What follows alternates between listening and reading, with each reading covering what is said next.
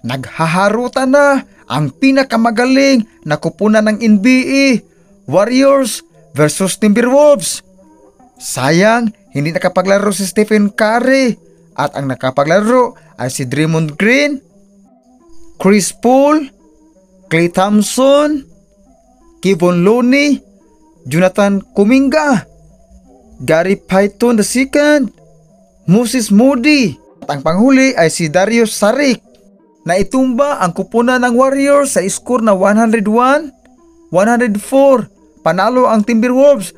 Ang nangunguna sa kanilang panalo ay si Anthony Towns na mayroong 42 minutes na paglalaro at nakapagtala ng 11 rebounds, 2 assists at kumakamada ang 33 points. At ang pumapangalawa ay si Anthony Edwards na mayroong 36 minutes na paglalaro, nakapagtala ng 4 rebounds, 4 assists at mayroong 20 points.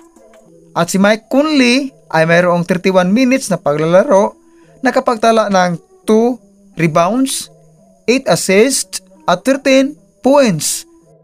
Si Draymond Green naman ay nakapagtala ng 2 rebounds, 0 assists, 0 points at mayroon lang siyang 2 minutes na paglalaro. At si Klay Thompson naman ay mayroon ding 2 minutes na paglalaro, 0 rebounds, 0 assists at 0 points. Dumadako na tayo sa Timberwolves. Si Jaden McDaniels ay mayroong 2 minutes na paglalaro, 0 rebounds, 0 assists, 0 points. Kung ating napapanood ang kwento sa buhay ni Klay Thompson, siya ay isang mabuting tao. Hindi na-i-involve ng mga gulo.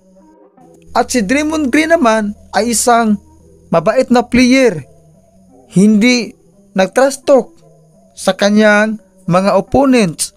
Pero kanina siya ay involved sa gulo.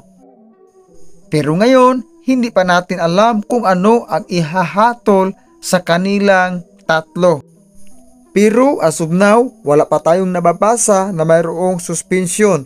Si Klay Thompson at si Draymond Green kapag hindi nakapaglalaro sa Golden State Warriors, malamang na hindi na makatikim ng panalo ang Golden State Warriors dahil sa injury ni Stephen Curry. Sa kupunan ng Warriors, hindi tayo mawala ng pag-asa dahil nandyan pa si Chris Paul at kayang buhatin ang team nila. So mga kabasketballista, stay tuned at pakisubscribe sa ating YouTube channel. Thank you so much and God bless.